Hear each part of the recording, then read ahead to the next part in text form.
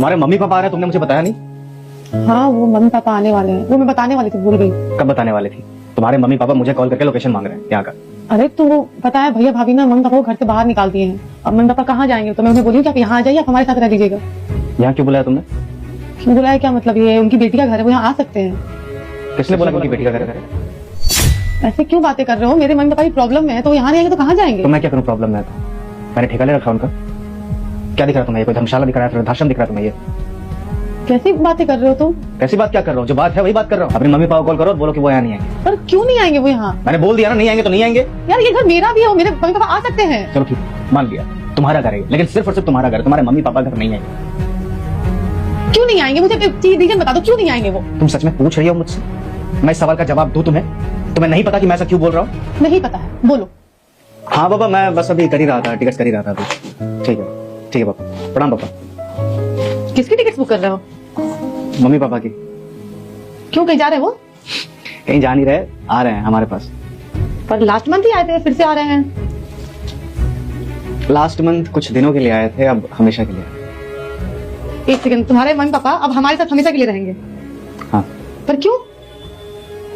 क्यों का क्या मतलब है? मेरे मम्मी पापा हैं, अगर मेरे साथ नहीं रहेंगे तो किसके साथ रहेंगे? हमारी बात हुई थी ना कि हम अकेले ही रहेंगे, तुम्हारे मम्मी पापा आ सकते हैं 1-2 दिन के लिए, यहाँ नहीं रह सकते।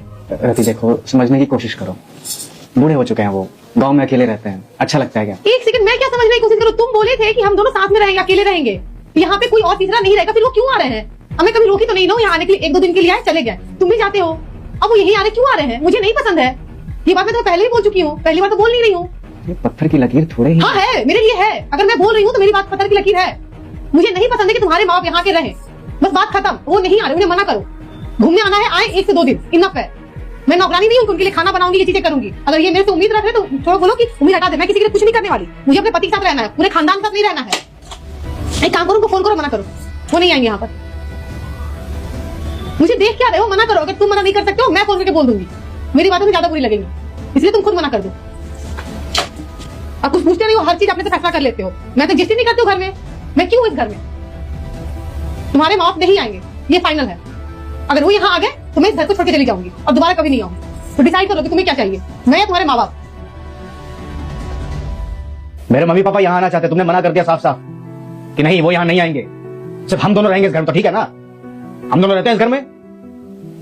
अगर मेरे मम्मी पापा नहीं आएंगे इस घर में तो तुम्हारे मम्मी पापा भी नहीं आएंगे, समझ गई? मुझे फर्क नहीं पड़ता कि किस प्रॉब्लम में है, क्या गुजर रही है उन पे, वो खुद देखें। सॉरी पर no sorry, I don't need sorry.